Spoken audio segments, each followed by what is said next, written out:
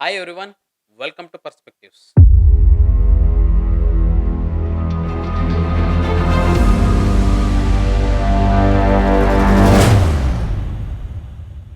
ಬೆಂಗಳೂರಿನ ಅಂಡರ್‌ವರ್ಲ್ಡ್‌ನಲ್ಲಿ ಒಂದಷ್ಟು ಡಾನ್‌ಗಳ ನಡುವೆ ಮುತ್ತಪ್ಪ ರೈ ಎನ್ನುವ ಹೆಸರು ಬಹಳ ಪ್ರಮುಖವಾಗಿ ಎಲ್ಲರೂ ಕೇಳಿರ್ತೀರ. ಈ ಮುತ್ತಪ್ಪ ರೈ ಒನ್ ಟೈಮಲ್ಲಿ ಅಂಡರ್‌ವರ್ಲ್ಡ್‌ನೇ ತನ್ನ ಕೈಯಲ್ಲಿ ಇಟ್ಕೊಂಡು ಆಟ ಆಡಿಸಿದಂಥ ವ್ಯಕ್ತಿ. ಈ ವಿಷಯ ಯಾಕೆ ಹೇಳ್ತಾ ಇದ್ದೀನಿ ಅಂದ್ರೆ ಮುತ್ತಪ್ಪ ರೈ ಮಗ ರಿಕ್ಕಿ ರೈ ಮೇಲೆ ನಿನ್ನೆ ಶೂಟೌಟ್ ನಡೆದಿದೆ. ರಿಕ್ಕಿ ರೈನ ಬಲತೋಳು ಮತ್ತು ಮೂಗಿಗೆ 2 ಬುಲೆಟ್ ಬಿದ್ದಿದೆ. ಈಗ ಅವರು ಆಸ್ಪತ್ರೆಯಲ್ಲಿದ್ದಾರೆ. ಈ ಶೂಟೌಟ್ ಹಿಂದೆ ಯಾರಿದ್ರು, ಯಾಕಿದ್ರು ಮತ್ತು ಇದು ಎಲ್ಲಿ ನಡೀತು, ಯಾವಾಗ ನಡೀತು ಅಷ್ಟು ವಿಷಯನ ಈ ವಿಡಿಯೋದಲ್ಲಿ ತಿಳಿಸ್ಕೊಡ್ತೀನಿ.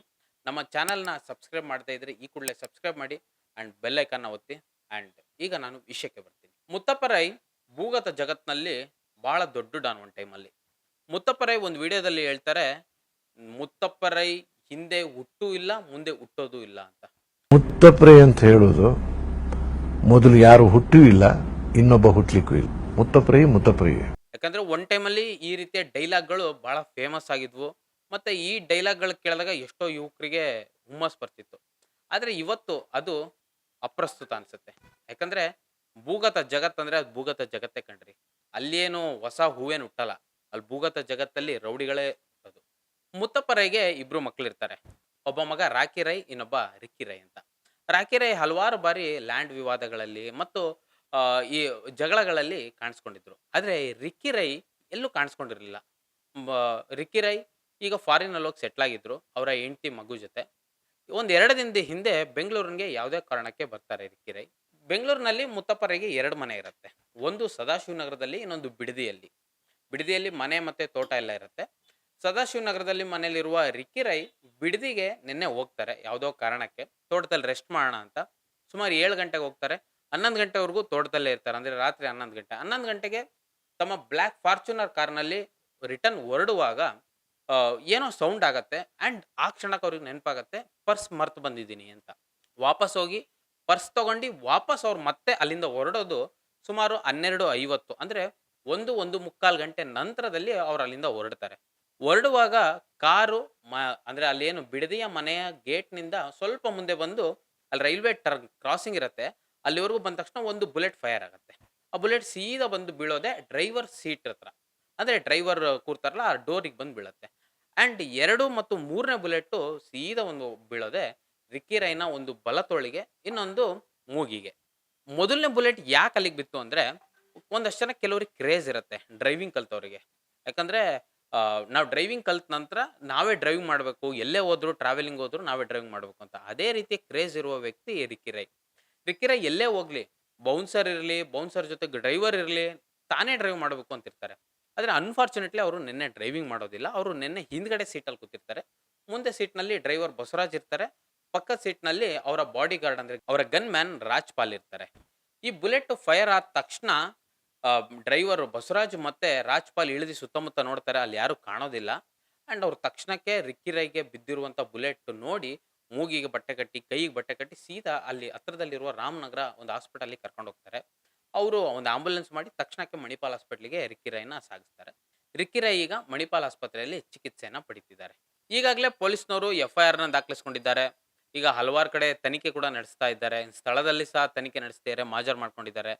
ಆ ಎಫ್ಐಆರ್‌ನಲ್ಲಿ ಪ್ರಮುಖವಾಗಿ 4 ಜನರ ಹೆಸರು ಕೇಳಿಬರ್ತಾ ಇದೆ. ಆ 4 ಜನರಲ್ಲಿ ಮೊದಲ ಹೆಸರು ಬಹಳ ಪ್ರಚಲಿತವಾಗಿ ಈಗ ಸದ್ದು ಮಾಡ್ತಿರುವಂತ ಹೆಸರು ಯಾವುದು ಅಂದ್ರೆ ರಾಕೇಶ್ ಮಲ್ಲಿ ಅಂತ. ಈ ರಾಕೇಶ್ ಮಲ್ಲಿ ರಿಕ್ಕಿ ರೈ ತಂದೆ ಮುತ್ತಪ್ಪ ರೈ ಇರುವಾಗಲೇ ಸಹ ಮುತ್ತಪ್ಪ ರೈನ ಬೆಸ್ಟ್ ಫ್ರೆಂಡ್ ಅವರು. ಒಂದ್ಸರಿ ಲ್ಯಾಂಡ್ ಇಶ್ಯೂ ಇಂದ ಮುತ್ತಪ್ಪ ರೈಗೂ ಮತ್ತೆ ಈ ರಾಕೇಶ್ ಮಲ್ಲಿಗೂ ಕ್ಲಾಶಸ್ ಆಗಿರತ್ತೆ, ಗಲಾಟೆ ಕೂಡ ನಡೆದಿರತ್ತೆ. ಈಗ ಈ ಶೂಟೌಟ್ ಹಿಂದೆ ರಾಕೇಶ್ ಮಲ್ಲಿ ಕೈವಾಡ ಇರ್ಬೋದಾ ಅಂತ ಪೊಲೀಸ್ನವರು ಊಹೆ ಮಾಡಿ ಮತ್ತು ಅವರ ಫ್ಯಾಮಿಲಿಯವರು ಕೊಟ್ಟಿರುವಂತಹ ದೂರಿನ ಪ್ರಕಾರದಲ್ಲಿ ಈಗ ಅವ್ರ ಮೇಲೆ ಕೇಸ್‌ನ ದಾಖಲಿಸಿಕೊಂಡಿದ್ದಾರೆ. ಅದರಲ್ಲಿ ಎ1 ಆರೋಪಿಯಾಗಿ ರಾಕೇಶ್ ಮಲ್ಲಿ ಇದ್ದಾರೆ. ಇನ್ನು ಎ2 ಆಗಿ ಅನುರಾಧ ಅಂತ ಇದ್ದಾರೆ. ಈ ಅನುರಾಧ ಯಾರು ಅಂದ್ರೆ ಮುತ್ತಪ್ಪ ರೈನ 2ನೇ ಹೆಂಡತಿ. ಮುತ್ತಪ್ಪ ರೈಗೆ ಇಬ್ರು ಹೆಂಡತಿರಿರ್ತಾರೆ. ಮೊದಲನೇ ಹೆಂಡತಿ 2013ರಲ್ಲಿ ಕ್ಯಾನ್ಸರ್‌ನಿಂದ ತೀರೋಗ್ತಾರೆ. ಇನ್ನು 2ನೇ ಹೆಂಡತಿ ಅನುರಾಧ ಅವ್ರನ್ನ 2018ರಲ್ಲಿ ಮದುವೆ ಆಗ್ತಾರೆ. 2020ರಲ್ಲಿ ಮುತ್ತಪ್ಪ ರೈ ಸಹ ಕ್ಯಾನ್ಸರ್ ಬಂದು ತೀರೋಗ್ತಾರೆ.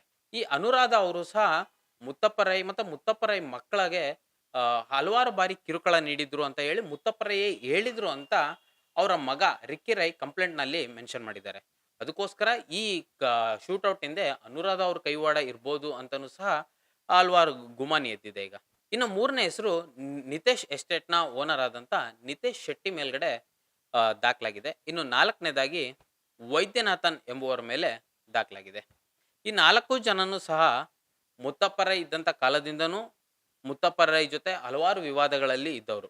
ಈಗ ಈ ನಿನ್ನೆ ನಡೆದಂಥ ಶೂಟೌಟ್‌ನ ಹಿಂದೆ ಈ 4 ಜನ ಇರ್ಬೋದು ಅಂತ ಅವ್ರ ಫ್ಯಾಮಿಲಿಯವರು ಕೊಟ್ಟಿರುವ ದೂರಿನ ಪ್ರಕಾರ ಮತ್ತೆ ಅವ್ರ ಡ್ರೈವರ್ ಕೊಟ್ಟಿರುವ ದೂರಿನ ಪ್ರಕಾರ ಈಗ ಎಫ್ಐಆರ್ ದಾಖಲಿಸ್ಕೊಂಡಿದ್ದಾರೆ. ಪೊಲೀಸ್‌ನವರು ತನಿಖೆ ಕೂಡ ನಡೆಸ್ತಿದ್ದಾರೆ.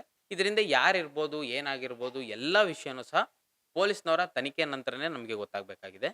ಅಂಡ್ ಆ ತನಿಖೆ ನಂತರ ಪ್ರಾಮಾಣಿಕವಾಗಿ ತನಿಖೆ ನಡೆದು ಖಂಡಿತವಾಗ್ಲೂ ಆರೋಪಿಗಳು ಸಿಗ್ತಾರೆ ಅನ್ನುವುದು ನಮ್ಮ ಕರ್ನಾಟಕ ಪೊಲೀಸ್ ಮೇಲೆ ನಾವಿಟ್ಟು ಒಂದು ಭರವಸೆಯನ್ನ ಇಟ್ಟಿದ್ವಿ.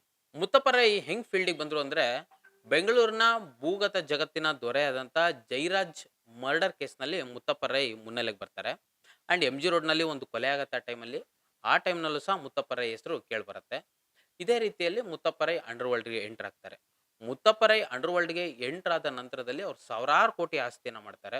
ಅವ್ರು ಸಾಯುವಾಗೂ ಸಹ 2,000 ಕೋಟಿಗೂ ಅಧಿಕವಾಗಿ ಅವ್ರ ಹತ್ರ ಆಸ್ತಿ ಇರುತ್ತೆ.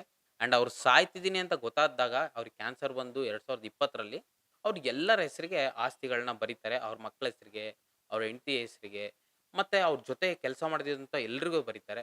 ಅಂಡ್ ಅವ್ರು ಸಾಯುವ ಕೊನೆ ದಿನದಲ್ಲಿ ಅವರು ಜೈ ಕರ್ನಾಟಕ ವೇದಿಕೆ ಅಂತ ಒಂದು ಸಂಘಟನೆಯನ್ನ ಮಾಡಿಕೊಂಡು ಹಲವಾರು ಸಮಾಜಮುಖಿ ಕೆಲಸಗಳನ್ನ ಸಹ ಮುತ್ತಪ್ಪ ರೈ ಮಾಡಿದ್ದಾರೆ. ಆದ್ರೆ ನಮಗೆ ಇದೆಲ್ಲದನ್ನು ಹೊರತುಪಡಿಸಿ ನಿನ್ನೆ ನಡೆದ ಶೂಟೌಟ್‌ನಿಂದ ನಮಗೆ ಬಹಳ ಮುಖ್ಯವಾಗಿ ಒಂದು ಪ್ರಶ್ನೆ ಎದ್ದೇಳತ್ತೆ. ಈ ಪ್ರಶ್ನೆ ಏನು ಅಂತ ಅಂದ್ರೆ ಮತ್ತೆ ಈ ಭೂಗತ ಜಗತ್ತು, ಈ ಭೂಗತ ಲೋಕ ಅನ್ನೋದು ಆಕ್ಟಿವ್ ಆಗಿದೆಯಾ ಅಂತ? ಅಥವಾ ಮುತ್ತಪ್ಪ ರೈನ ಕರಿನೆರಳು ಇನ್ನೂ ಏನಾದ್ರೂ ಇದೆಯಾ? ಅಂದ್ರೆ ಮುತ್ತಪ್ಪ ರೈ ಜೊತೆ ಇದ್ದಂತ ವೈಷಮ್ಯ ಅವರ ಮಕ್ಕಳಿಗೂ ಸಹ ನಡೆದು ಬಂದಿದೆಯಾ ಅಂತ? ಈ ವಿಚಾರವಾಗಿ, ಈ ಶೂಟೌಟ್ ವಿಚಾರವಾಗಿ ನಿಮ್ಗೇನ್ ಅನ್ಸುತ್ತೆ? ದಯವಿಟ್ಟು ಕಮೆಂಟ್ ಮಾಡಿ ತಿಳಿಸಿ. ಇದೇ ರೀತಿ ಸಾಕಷ್ಟು ವಿಡಿಯೋಗಳಿಗಾಗಿ ನಮ್ಮನ್ನ ಫಾಲೋ ಮಾಡಿ. Thank you.